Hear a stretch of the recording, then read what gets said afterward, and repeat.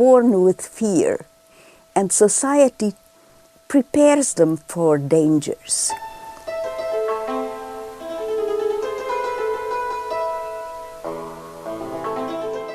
If an urban legend can be changed in just a few minutes, what happens when it migrates the world for hundreds of years? After hard labor, they got together, and after they cooked their dinner in a shelter where they stayed overnight, and then they were telling each other stories. These were experienced storytellers who knew all those stories and were telling the others. And that's how they spread, and that's why we have an international body of folk tales.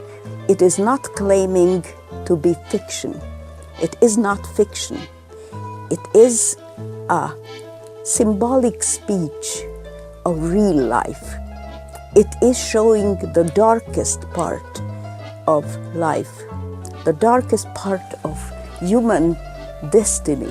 If the folklorist climbs up the tower of the city and looks down, what does he see there? He sees legends. He sees people telling legends to each other. Everybody has the same grudge, same problem, same question that the legend answers. We have always used storytelling to try to explain the mysteries of our world. Often our stories center on tragedy, just as often on death. We as a culture have always prized the proper disposal of the dead, right? We don't like to desecrate dead bodies. For over 100 years, the poison dress has traveled along a stream of storytelling. This urban legend tells of an unscrupulous undertaker who steals the dress from the body of a dead young woman, gives it to his daughter to wear to a party,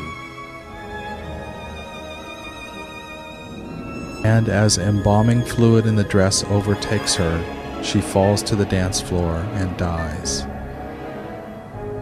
We like the idea that the dead come back to take their revenge. And we also like the idea that death is sacred, and therefore anyone who trifles with things of the dead calls down great calamity onto their head. Many urban legends are based on some kernel of truth. In the late 1800s, there was the concern that because people were buried fairly quickly after dying, that the bodies would still be stiff, and you couldn't retrieve those clothes. Later on, as embalming became more common, the funeral home would say that they should probably take care with these clothes when they were returned, the viewing clothes, because the viewing clothes might have been contaminated by these poisonous things that they used for embalming. The legend developed, which was that if you wore these clothes, it could be absorbed through your pores and you'd be poisoned and killed instantly. If you look at the tale of Hercules, his wife actually gave him a poisoned cloak at one point that had been dipped in the blood of her lover. We like to juxtapose real innocence with real evil. They pick up on human failings in a way. They pick up on people doing things misguidedly, not intentionally, stupidly, but misguidedly. You don't steal things from dead people, particularly not their clothes. Are stories like the poison dress just historical anecdotes or evidence of something deeper? I'm Moira Smith. I'm the librarian for folklore at Indiana University. This is the folklore collection back here. Everything you see from this wall back to that wall is all the folklore collection. A lot of people would say that to really know the true nature or true character of a people or a culture, you should look at their folklore by its very nature, because it passes around amongst a lot of people. If the people don't like it, it will die, it will stop, it won't exist anymore. This is the book I mentioned to you earlier that we call the Bible of Folklore, which is the Motif Index, which is an index of elements in folktales from all around the world, from China, from India, from Africa perhaps, wherever it's told, and they tend to be told everywhere. This book here is an index to contemporary legend. Well, I just turn to the index. There's the poison dress. Each of those numbers is a study that someone has done, some scholar somewhere. There's the hook. I would guess 30 studies there of the hook. And the bit I remember about it is the scratching on the door.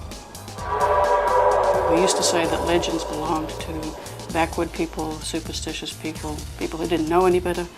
But now we know that any one of us, including university professors or lawyers or doctors or TV men, spread legends. Folklorists are interested in what regular people do. Regular people don't write novels, they don't write operas. They're not all out finding the cure for cancer, but what they do is they tell these stories and pass them around and discuss them and argue about them. You can tell just from the number of versions of them that are around. You can walk into any group anywhere and they're going to know some of these stories. They're incredibly popular, incredibly widespread. This is the Journal of the International Society for Contemporary Legend Research. And they're going to have studies from all around the world as well. So the blast hurled around the world, that's about the guy who sits on the exploding toilet. There's kind of a vicarious thrill there, I think, in that something really horrible has happened to someone, and it might have happened to us, but it didn't actually. But if it happened close enough that we can really kind of participate, it's kind of vicarious thrill. And it reminds us that the world is more dangerous than we sometimes like to think. We think the world is safe and under control, and then nastiness sneaks in without us being aware of it, and we wind up ingesting it, or it winds up being very close to us.